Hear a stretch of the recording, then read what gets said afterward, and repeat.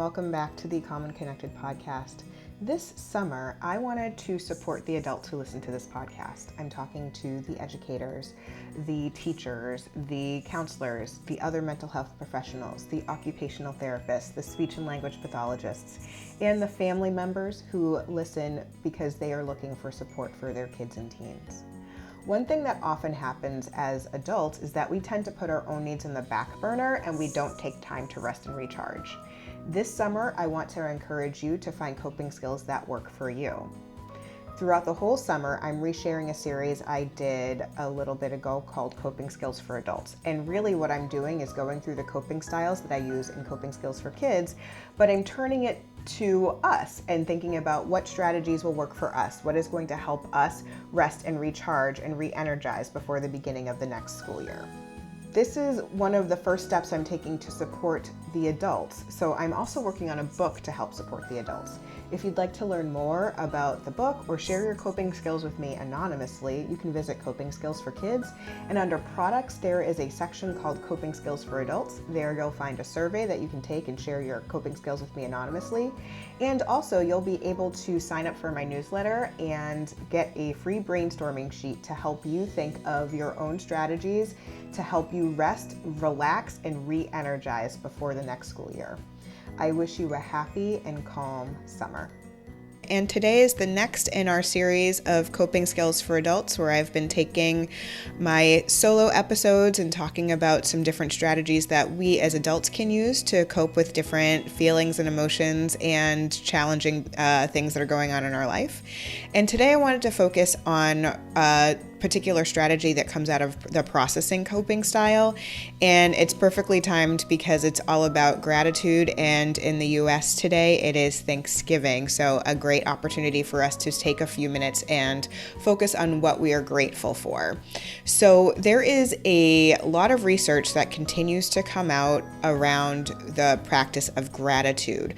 So there are studies that have looked at gratitude and the impact it can have, and it really can have a benefit for your psychological well-being. It can improve your relationships, it can increase empathy and reduce toxic emotions, and just in general is good for your well-being. So that's why I really like to focus on it as a strategy for kids to use and for families to use and for adults to use, for grown-ups to use.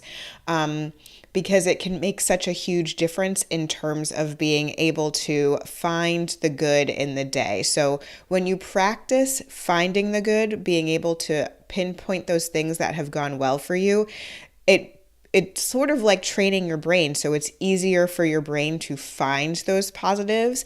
The more you do it, the more you practice, the easier it becomes.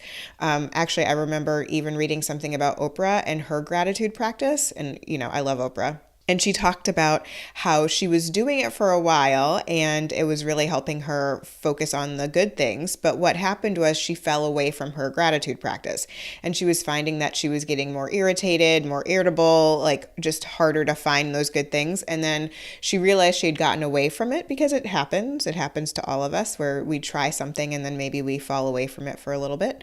And then she said, once she got back on track with her gratitude practice, it made it easier for her to find the good things in her life. So how do we do this on a day-to-day basis? What do we do to make sure that we are looking and finding the good? So the way I try to do it is I actually just sometimes even say the things out loud that I am grateful for throughout the day.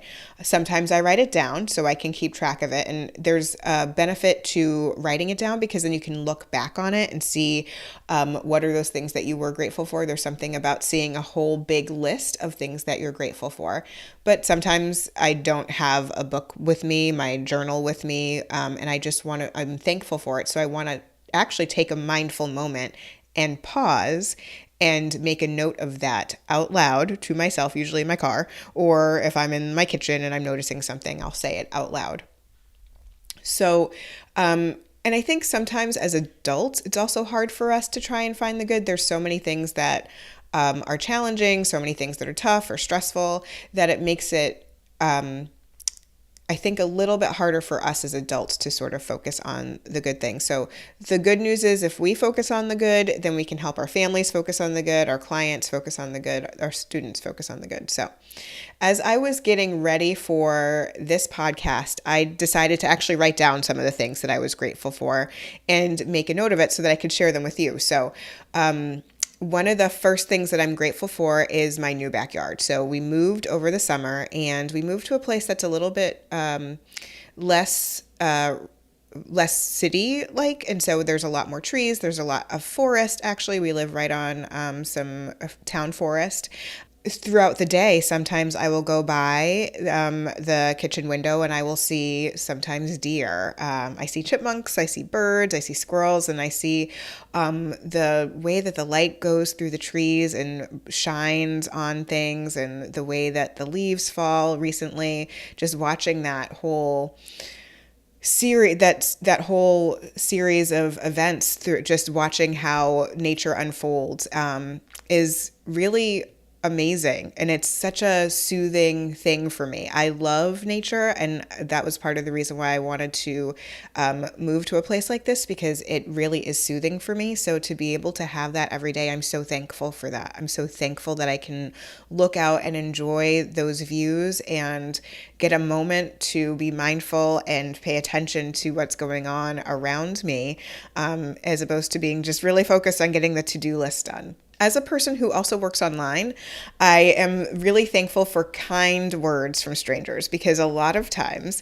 there can be some negative words or some not so kind words all the time. So I'm always thankful when people reach out and say, this really helped me, or I really enjoyed hearing you speak at this conference, or I really enjoyed reading your book. It really helped my child. It really helped me. So I love getting those words of encouragement. I actually have like a special folder in my inbox for all of those words of kindness and encouragement. That's how much it means to me. So when I'm having a bad day, I look at those and I feel better about how things are going. It helps me remember the good things, remember the positive impact that I've had, to sort of negate all the negativity that could also happen when you just live online. It just happens. So I'm thankful for kind words. I'm also thankful for friends. So having moved, I was a little bit nervous about friendships and making sure that not only my kids started developing some new friendships, but I started developing some new friendships. And I'm so thankful that we've found a couple of families that are just wonderful and great and accepting and kind and just so helpful. And it's been nice to connect with them. And I'm also thankful for my old friends. You know, I'm thankful that I have people in my life who are my greatest cheerleaders. I'm thankful for people who I know I can always count on and will help me no matter what. I can text at 3 a.m. and they will text me back. I appreciate that. So I'm thankful for that. And I'm also thankful for pets. I'm thankful that pets can have such a positive impact in your life. They can have such a positive impact on your emotional well-being. And I have seen that with my own family, how much my own animals throughout the years that we've had guinea pigs and even fish and a dog, that has a positive impact on my kids and on my husband and on me. And I've also seen it with my other families, like how much the families of the kids that I see how much having a pet can be such a benefit to them, helping them soothe their anxiety, helping them de-stress after a really tough day. So I'm so thankful for pets in that, for that reason. And then the other thing I'm thankful for is audiobooks and podcasts. So sometimes at the end of a day, when I've been looking at my computer all day long, I don't want to read a book. I can't really use my eyes. My eyes are too tired, but I still love taking in information and being able to have somebody tell me a story, and use all these amazing voices and do all these cool things, or just learning about different areas of the world, or learning about different people's viewpoints, or learning about a new mystery that's happening. I love that sort of stuff. So I'm so thankful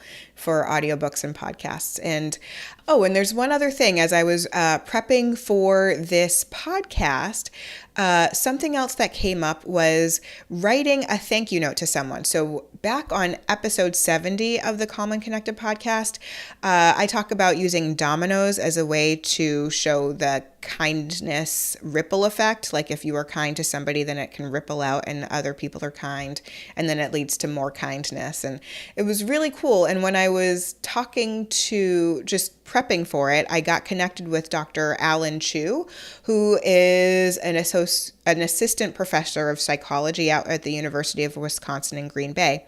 He talks about the research of writing thank you notes to people that you are thankful for in your life, and how research shows that if you write those thank you notes, then those people in turn will write thank you notes themselves to share the positive impact that somebody else has had on them. So it sort of creates this ripple effect of gratitude when you write a thank you note to somebody who really made an impact in your life, and then they will in turn also write thank you notes to those other people. And it is a nice way to show your gratitude and to focus on those people who have really made a positive impact in your life, those people who are positive childhood experiences, positive experiences for you. So it's really a neat activity to do. So I would encourage you to go ahead and write some thank you notes to people who really impacted you in a positive way. So for those of you who celebrate, have a wonderful Thanksgiving. If you enjoyed this podcast, please feel free to share it with your friends, family, and colleagues. And don't forget about yourself. Take a few minutes, have a little fun, and have an awesome day.